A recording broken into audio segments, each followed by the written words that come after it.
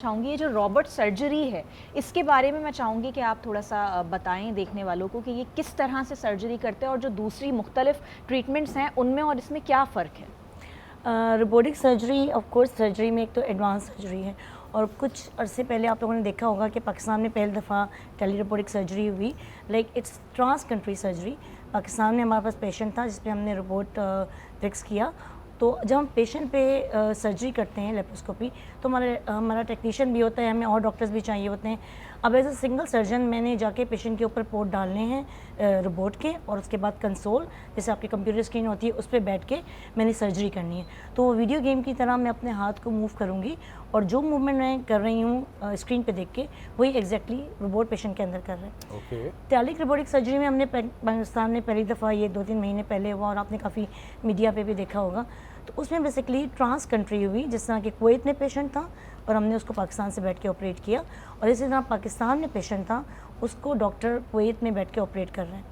तो इसका मतलब है कि अब ये डिस्टेंस मैटर नहीं करता।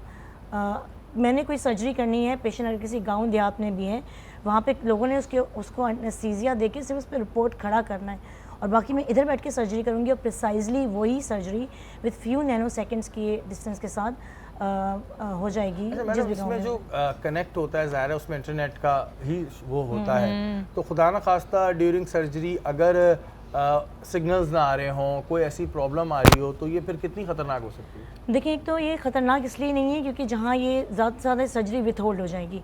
ये रिपोर्ट चाइना का रिपोर्ट है और it's a very great report. ये 5G के थ्रू चल रहा है। और जब हम ये सर्जरी कर रहे होते हैं तो डायरेक्टली जो चाइना की टीम है वो ये मॉनिटर साथ में कर रही होती है, तो हमारा कोई फ्लॉ नहीं आ सकता।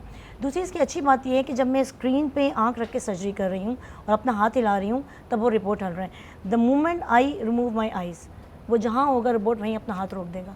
It's a very safest procedure, safest than other procedure जो हम देखिए ह्यूमन एरर तो है। हम सर्जरी करते हुए कभी गलती से वेसल काट देते हैं, ब्लीड हो जाता है।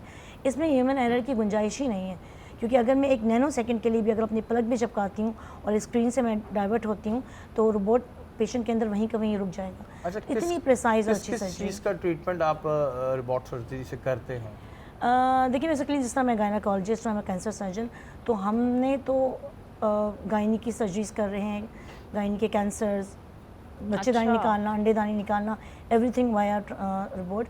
लेकिन हर तरह की सर्जरी रिपोर्ट से हो जाती है। लेकिन नॉर्मल सर्जरीज जो होती हैं उस सर्जरीज के मुकाबले इनके क्या प्राइजेस हैं? मतलब नॉर्मल बंदा करा सकता है? रोबोटिक सर्जरी तो महंगी है लेकिन अब मैं आपको बताऊंगी बहुत ज़्यादा महंगी है जो कि बिल्कुल ही वो वाले लोग ही करा सकते हैं जिनके पास बहुत पैसा है। देखिए मैं हूँ बेनज़ीर भुट्टो मेडिकल कॉलेज में, जो एक गवर्नमेंट का मेडिकल कॉलेज है और वहाँ हम कितने ही सालों से लेप्रोस्कोपिक सर्जरी कर रहे हैं, यानी बगैर कट के ऑपरेशन, जिसको आमतौर पे लोग कंप्यूटर ऑपरेशन कह रहे होते हैं। तो हमने चाहे बच्चेदानी निकाली, ट्यूमर निकाला, उसके पेट पे 1 सेंटीमीटर का छोटा सा कट होता है।